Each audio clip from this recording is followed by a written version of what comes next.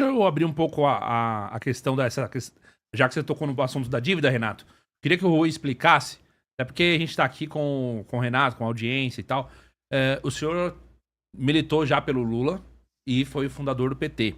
Eu queria entender se o senhor concorda com uma das coisas que o Aldo Rebelo me disse, por exemplo.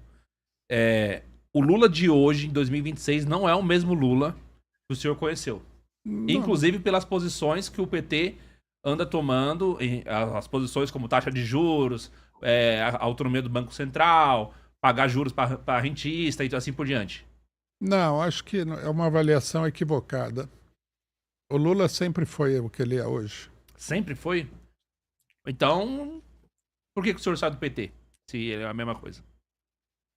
Nós não saímos do PT voluntariamente, nós fomos expulsos por divergência com a direção do PT, que era encabeçada pelo próprio Lula. Né? Nós já tínhamos divergência naquela época. Nós entramos no PT com uma posição política própria. Nós não entramos apoiando a posição do Lula. Nós tivemos muita briga com ele até no movimento sindical. Nós tivemos briga com ele no ABC. Nós atuávamos no ABC quando teve as greves de 78, 79 e 80, e nós tivemos muita briga. Mas pelo que o senhor está dizendo, então, vocês nunca concordaram, mas o Lula naquela época, ele era de direita ou de esquerda? Só para esclarecer. O Lula, ele começou a trajetória dele como sendo de direita. Ele foi sindicalista, ele foi presidente do sindicato na época da ditadura. Aí ele começou a evoluir à esquerda, assumir posições de esquerda, né? Ele chegou até um certo ponto a ser bem esquerdista, eu acho. Mas o projeto dele sempre foi o de se eleger e fazer as coisas que ele acha que tem que ser feitas por meio das instituições políticas existentes. Ele sempre pensou isso. Que a essência do pensamento dele é essa.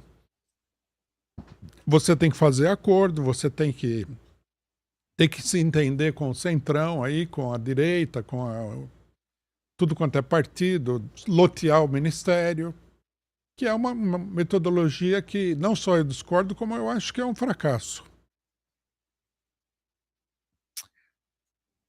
Eu acho que é uma metodologia fracassada, porque, veja bem, a minha principal crítica ao PT não é a que a maioria das pessoas aponta. A minha principal crítica é o seguinte: nós tivemos aí 1/4 de século de PT. Quer dizer, já deu para ver o que o PT é capaz de fazer e o que ele não é capaz de fazer. Né? É muito tempo. De 2002 até hoje, nós tivemos o governo Bolsonaro e um meio governo do Temer. O que mudou no Brasil? Né? Vou dar um exemplo só que eu acho que esclarece bem a situação. Quando o Lula entrou, ele fez o programa do Bolsa Família. Um programa necessário que a gente apoiou na época. Apesar de que eu achava que era muito pouco dinheiro que eles estavam dando para o pessoal. Mas o programa em si era um bom programa. Bom, naquela época, 1/4 da população brasileira entrou no programa. O pessoal estava morrendo de fome depois do governo FHC. E hoje, 24 anos depois, nós temos o mesmo 50 milhões de pessoas no Bolsa Família. Esse último governo foi o único que diminuiu o número de beneficiários, não é isso? Lula já cortou aí nesses últimos 2 anos, mais de 1 milhão de beneficiários, não é isso? Cortou. Mas mesmo assim, basicamente é o mesmo número de pessoas do começo do programa. Quer dizer, a situação do país não avançou 1 milímetro, nada. Quer dizer, não vai mudar o Brasil assim. Com o aumento de beneficiários do INSS, não é isso? Ah, sim. Os beneficiários do INSS, de quando o Lula tomou posse em 2002, agora, meu irmão, exponencial, né? Então, eu por exemplo, eu não acusaria o Lula de não querer fazer alguma coisa pelo Brasil, não é isso. Eu acuso ele de que o método que ele tem, a política dele, que é a política do acordo, da negociação dentro das instituições, não leva a lugar nenhum. Leva ao poder, ele é o poder, não é isso? Aí Exatamente. Tem muita gente que se beneficia individualmente. O JBS, o pessoal do JBS leva, não é isso? Tem, em geral, o pessoal se elege, tem um monte de gente que depende desse governo financeiramente. Então o senhor concorda que com a direita quando fala que o Bolsa Família é utilizado como compra de voto? Não. Como é um elemento de barganha. Do tipo, continua votando no PT, senão o benefício corta. Não, eu acho que isso acabou já. Acabou? Acabou, porque no governo Bolsonaro, o Bolsa Família foi a R$600. Foi o maior aumento do Bolsa Família. Eles chamam de Auxílio Brasil, não é isso? Auxílio Brasil, né? Auxílio Brasil com o Bolsonaro atingiu o máximo de beneficiários, o máximo de valor, né? Então, quer dizer, hoje em dia ninguém vai falar que se o Flávio Bolsonaro ganhar, ele vai acabar com o Bolsa Família, porque não... Se o pai dobrou. Ele pode até acabar, eu não sei, eu não estou na cabeça dele, mas não haveria motivo para achar que só o Lula defende o Bolsa Família. Inclusive, há pessoas que não são declaradamente de esquerda hoje em dia, que defendem abertamente UBI, né? Que é a Renda Mínima Universal. Inclusive, está no programa do pessoal do MBL, Renda Mínima Universal, que eles se dizem de direita, não é isso? Há pessoas de direita que defendem isso, inclusive para pessoas que se declarem, como é que chama? Politicamente incapazes, receber dinheiro, inclusive em decorrência da inteligência artificial. Muitas pessoas acreditam que a inteligência artificial vai acabar com uma parte dos empregos e tal, e que a renda mínima universal vai ser uma questão de sobrevivência e de dignidade humana, né? Só que isso é verdade. Um programa como esse tem que ser um programa temporário. O senhor... Mas assim, não, a renda mínima universal seria vitalício, né? Então, mas veja só. Se tiver robô que faz tudo melhor do que as pessoas. Tem que o escritório de advocacia que eu trabalhava tinha 28 funcionários, hoje em dia tem 0. Tem que ter emprego. Tem que ter emprego. A inteligência artificial não está tomando emprego de jornalista, de advogado, da zorra toda? Não. Veja, basta olhar para a China. Tá todo mundo empregado lá. Lá tem muito mais inteligência artificial lá do que aqui. E aí, eles passaram a lei, inclusive, recentemente, proibindo que o fundamento da demissão seja a substituição de pessoas por inteligência artificial. Você pode usar, mas não pode demitir o cara utilizando isso como fundamento. Negócio que eu queria... Uma medida que a gente poderia adotar aqui. O problema no Brasil é que falta emprego. Porque falta indústria.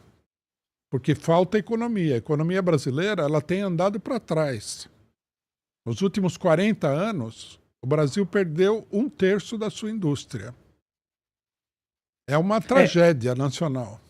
A desindustrialização é um processo uniforme até nos países ricos. A questão é que no Brasil não só caiu a indústria, como caiu a riqueza em geral, né? A maioria das sociedades, a Europa e tudo mais, também perdeu a indústria, mas ganhou muito mais em turismo, serviços, não é isso? É uma tendência no mundo inteiro, né? Então, mas uma coisa são os países imperialistas, os países metropolitanos, porque eles dominam o mercado financeiro internacional. Isso daí permite... máfias como patentes, não é isso? Máfias como patentes. Eles monopolizam a economia. O Brasil não tem essa vantagem que é uma coisa criminosa, mas o Brasil não tem. Então, se o Brasil perde indústria, está andando para trás. Eles também estão andando para trás. Vamos falar que é verdade. A economia, por exemplo, da França, do Reino Unido, andou para trás. É que eles se sustentam com a economia financeira. Mas há muito emprego que foi destruído lá, há muito problema social. Eu morei na Inglaterra. A Inglaterra, eu morei na década de 1970. A Inglaterra dessa época era uma coisa totalmente diferente do que é hoje. Não tinha problema social. Não tem mais negócio de siderúrgica, não tem mineração. A mineração da década de 70 era uma coisa relevante lá, de carvão, da zorra toda, né? Fecharam tudo. O capital britânico não é aplicado na Inglaterra. Você vai na Índia, a maior parte do capital britânico está na Índia, está na África. Inclusive, o governo inglês, ele hoje em dia tem uma política oficial de substituição do seu próprio povo, né? Eles destruíram até instituições paraestatais de organização civil, acabou com maçonaria, com a zorra toda. Os caras acabaram com qualquer organização que não fosse o próprio Estado e agora estão metendo bronca, primeiro com as políticas antinatalistas e agora com colonização de funcionário mais barato, né? Se os caras chegaram num ponto de exploração, chegaram num ponto de extermínio da própria população, de substituição, né? Porque o investimento capitalista na indústria britânica é muito caro. O trabalhador é caro.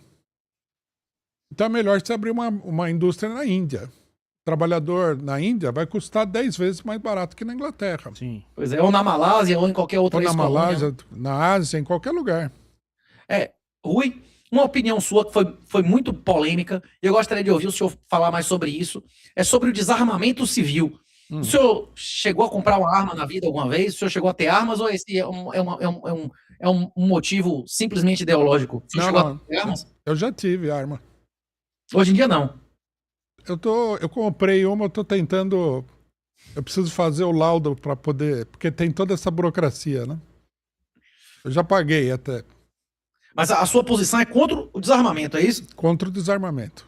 O senhor acredita que o cara que mora na roça, o cara que se sente inseguro, deveria ter direito de ter arma em casa? Eu acho que sim. Só em casos muito excepcionais que a pessoa seria proibida de ter arma. Mas, por exemplo, a esquerda, de modo geral, tem uma posição contrária à posse de armas. Então, mesmo em casa, a pessoa não pode ter. Então, eu vi já, por exemplo, o Jones Manuel já mencionou o senhor uma vez, falando que esse discurso de que cada um pode ter sua arma, de poder defender sua propriedade, defender ali, mesmo que em casa, se defender de uma invasão, é um discurso que não atinge a massa das pessoas, porque, primeiro, uma arma é caro, é uma coisa cara de ter, e depois, além de você gastar muito para adquirir arma, tem essa complicação, e isso daí acaba se tornando uma coisa restrita à classe média, né? Porque você tem que ter residência, um monte de questões burocráticas para poder ter esse porte de arma. No seu caso, você seria a favor de todo mundo poder comprar na loja, só pagar e levar embora. Exatamente. Esse negócio de que a arma é cara é um problema de mercado. A arma no Brasil tem que ser cara, porque é muito difícil, é muito complicado você ter uma arma. Agora, se você tivesse, como nos Estados Unidos, um mercado aberto de compra de armas, e aí o valor das armas cairia. Depois teria muita arma de segunda mão. Hoje em dia mesmo, vamos falar que é verdade. Né? Entendi. Revenda. Ou como na Suíça, que o cara serve e leva a arma para casa, né? Exatamente. E depois fica o avô disputando com o neto e o filho, não é isso? Na Suíça, inclusive, é um negócio altamente democrático. A maior parte da população serve e a maior parte recebe o fuzil para casa, não é isso? Exatamente. Agora, uma esquerda que se diz revolucionária, ser contra o armamento da população é uma coisa ridícula, né? Como é que você vai fazer uma revolução com a população desarmada? Isso que eu gostaria que alguém me explicasse. É isso. O senhor disse que não se arrepende, todas as vezes que apoiou o Lula, mas tudo que o senhor defende, ele diz o contrário. Ele defende a censura, ele defende o desarmamento, a política racial, tudo o senhor diz o contrário, mas mesmo assim o senhor apoia, porque o outro é pior, não é isso? Ou não? Não, tem muita coisa do Lula que eu não concordo. O apoio ao Lula é pela política social dele e, numa certa medida, pela política econômica. Mas que o senhor admite que Bolsonaro aumentou o benefício e o número de beneficiários, não é isso? É. Mas o Lula, por exemplo, uma coisa que eu acho importante, uma coisa que eu não critico nele, apesar de ter muita crítica, ele nunca privatizou nenhuma grande empresa estatal. Essa é uma coisa muito importante. Que essas estatais são corruptas? Não tem escândalos na Petrobras? As estatais não são corruptas ou são? A empresa estatal é corrupta e a empresa privada é corrupta também. E eu não defendo a administração da burocracia do Estado. Eu defendo que os trabalhadores que trabalham na empresa, que têm a sua vida ligada à empresa, que valorizam a empresa, que eles administrem a empresa. Uma Petrobras, por exemplo, administrada pelos petroleiros, pelos engenheiros da Petrobras, por todo esse pessoal que construiu a empresa, que trabalha nela, seria uma empresa extraordinária. Burocracia é corrupta. Eu nesse sentido, não... Tem muita gente na esquerda que fala assim, o Estado é corrupto. Mas aí não é melhor privatizar, já que está tendo corrupção? Não, mas você vai privatizar. Privatizaram a Enel aqui em São Paulo. Primeiro que é um desastre, porque o cidadão não consegue manter as luzes da cidade acesa. Mas fora isso, qual que é a vantagem que a população tem quando vem uma empresa estrangeira e manda todo o dinheiro para fora e cobra o olho da cara para prestar um serviço? Não faz sentido. Tem privatizações e privatizações, né? Ele falou da Vale do Rio Doce. A Vale do Rio Doce dava prejuízos bilionários. Não. E aí quando... sim, dava prejuízo. E aí quando privatizou, logo na sequência ficou em superávit e tá até hoje. A Vale do A Rio diferença é que Doces- a corrupção privada dá prejuízo ao dono, que tem como controlar. Não, mas- A corrupção pública, ela dá prejuízo a uma quantidade de entes que não tem como fazer o controle daquilo. Tem um livro de Berlim Mins que já demonstrou há mais de 100 anos, né, que a corrupção advém da separação de propriedade e controle. Que é o que o senhor falou, né, que o ideal é que as pessoas que trabalhassem, que dominassem, que fizessem um controle do negócio. Mas enquanto for um presidente que busca, como o senhor falou, administrar pela amizade, pelo acordo, pelo compromisso, ele vai usar as estatais para agradar os amigos, não é isso? Sem dúvida. Eu sou contra isso. Por isso que eu defendo que os trabalhadores controlem a empresa. E que o dinheiro fique aqui. E que os trabalhadores ganhem mais. Porque, vamos supor, a Petrobras. Se o trabalhador brasileiro tivesse um salário melhor, o trabalhador da Petrobras, isso daí seria bom para o Brasil. É um dinheiro investido no povo brasileiro.